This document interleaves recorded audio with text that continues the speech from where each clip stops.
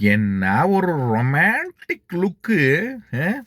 Captain அவன் தான் ஆவான் அப்படின்ன உடனே வந்து அப்படியே வந்து 10 நிமிஷத்துல எல்லாம் தலைகீழ மாறிடுச்சா. உங்களை வார வாரம் திட்டுறாங்க, வார வாரம் அடிக்கிறாங்க. இருந்தாலும் கொஞ்சம் கூட தன்னுடைய விளையாட்டுலயோ தன்னோட இதுலயோ வந்து எப்படி சொல்றது, வார்த்தைகளே இல்லை. இப்படி ஒரு கேரக்டர் பார்க்கவே முடியாது. நீங்க கேம்ல மட்டும் இல்ல, வெளியே வாய்ப்பே இல்லை. பார்வை பத்தி தான் பேசிட்டு இருக்கேன். கமருதீன் கூட பாருக்கு இப்ப என்ன பிரச்சனைனா, இந்த முக்கோண காதல் ஒண்ணு இருந்துச்சு இல்லையா, கமருதீன், பாரு மற்றும் அரோரா, இவங்க 3 பேரும் இப்போ ஒரு டீலுக்கு வந்திருக்காங்க.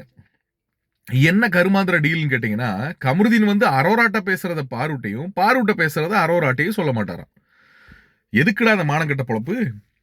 அப்படி என்ன உனக்கு? சரி, நம்ம அதிகமா பேசக்கூடாதுல்ல. சரி, இப்ப மேட்டருக்கு வருவோம். கேப்டன்சி டாஸ்க் உள்ள நடந்துச்சு. இந்த சீசன்லயே ரொம்ப அதிக நேரம் நடந்த கேப்டன்சி டாஸ்க் இதுவாக தான் இருக்கும் அப்படின்னு நினைக்கிறேன். மொத்தம் எல்லாரும் சுபிக்ஷா, விக்கல்ஸ் விக்ரம், பிரஜின், அப்புறம் போன வார கேப்டனாக இருக்கக்கூடிய எஃப்ஜே, அப்புறம் பார்த்தீங்கன்னா கமருதீன், இவங்க 5 பேரும் இதை விளையாடுறாங்க.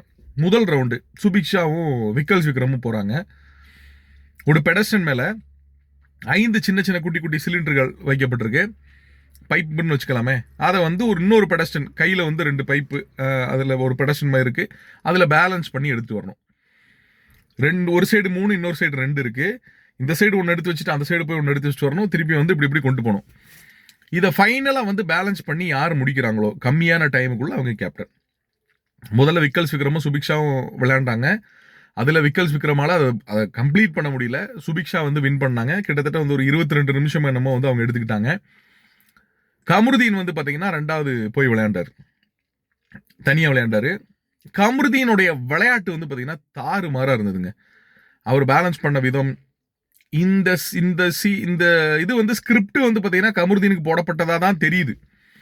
எனக்கு தெரிஞ்சு பல விஷயங்கள்ல வந்து இவங்க ஒரு ஸ்கிரிப்ட் வச்சிருப்பாங்க, அதை தாண்டி பல விஷயம் நடக்கும்ல. அது மாதிரி கமருதீனுக்கு போடப்பட்டதாக தான் தெரியுது. 17 நிமிஷத்துல முடிச்சாரு. அப்ப நம்ம நினைச்ச மாதிரி ஓகே கமருதீன் இது ஆக போறாரு அப்படின்னு பார்த்தீங்கன்னா, அங்க இருக்குடா ஒரு வம்பன் டெஸ்ட் இருக்குடா உங்களுக்கு, நீங்க எதிர்பார்க்காத டெஸ்ட் அப்படின்னு எஃப்ஜேக்கும் பிரஜினுக்கும் கடைசி ரவுண்ட் நடக்குது. இதுல எஃப்ஜே வந்து தாறுமாறா செயல்பட்டு 15 நிமிடங்கள்ல வந்து பாத்தீங்கன்னா இதை முடிக்கிறார். இது நடுவில் என்ன நடந்துச்சு தெரியுமா? இந்த கேப்டன்சி டாஸ்க்லையும் குளறுபடிகள் பண்றதுக்கு சில பேர் வந்து ட்ரை பண்ணாங்க. அதை நான் சொல்ல மாட்டேன். வேணா எதுக்கு கேட்டா அது அவங்களுடைய கேமா, கேட்டா அது அவங்களுடைய கேமா. உள்ள வந்து நடுவரா கரெக்டா இருக்க மாட்டாங்களாம். நடுவராகவும் இருப்பாங்களாம், கேமராகவும் இருப்பாங்களாம், கண்டஸ்டண்டாகவும் இருப்பாங்களாம், எல்லாவாவும் யோசிக்கணுமா. சரி, யோசிச்சுட்டு போறாங்க. இப்போ நம்ம முதல் நாள்ல இருந்தே பேசுறோம், இந்த கேமுக்குன்னு சில ஸ்ட்ராட்டஜிஸ் இருக்கலாம், ஆனா சில எத்திக்ஸ்னு ஒன்று இருக்கு. எத்திக்ஸை விட்டு ஒரு தடவை வெளியே போனாலும் வெளியே போனது தான். நல்லா இலை போட்டு, நல்லா சாப்பாடு போட்டு, நல்லா குழம்பு ஊற்றி, நல்லா பொரியல் வச்சு சூப்பராக வச்சுட்டு ஓரத்தில் கொஞ்சம் போல அப்படிங்கிற மாதிரி எத்திக்ஸை விட்டு வெளியே போயிட்டா ரொம்ப கேவலமானவங்க தான். அந்த எத்திக்ஸை ஒரு தடவை வெளியே போயிட்டாங்க அப்படின்னாலே, எத்திக்ஸ் அப்படின்ற விஷயத்தை விட்டு வெளியே போயிட்டாலே நமக்கு வந்து தெரிஞ்சிடும் இவங்க என்னதான் நடிச்சாலும் கடைசியில் இங்கே தான் வருவாங்கன்னு. அதே மாதிரி தான் நடக்குது இப்போ. கமருதீன் தான் கேப்டனாக போறாருன்ற தெரிஞ்ச அடுத்த செகண்டு ஒரு மேடத்தோட ரியாக்ஷன் பார்க்கணுமே. ஐயோ அம்மா, ஐயோ அப்பா. அரோராக்கும் கமருதீனுக்கும் மேடத்துக்கும் நடக்கக்கூடிய விஷயங்களை ஒவ்வொரு நாளும் வந்து நம்ம கண்ணில் வச்சு ஒத்திக்கலாம் போல் இருக்கு. அந்த அளவுக்கு வந்து உள்ள வந்து கண்டென்ட் கொடுக்குறாங்க. இவங்க ஒரு சைடு கண்டென்ட்னா, எஃப்ஜேவும் அந்த அம்மாவும் ஒரு சைடு கொடுக்கறது. தோளில் சாஞ்சுக்கிட்டு ஐயோ வெளியே எங்க அம்மா பார்த்துக்கிட்டு இருக்காங்க, என்ன கொன்றுவாங்க. ஏன் புரியலையே. ஐயோ சாமி. கருத்துக்களை பதிவு விடுங்க.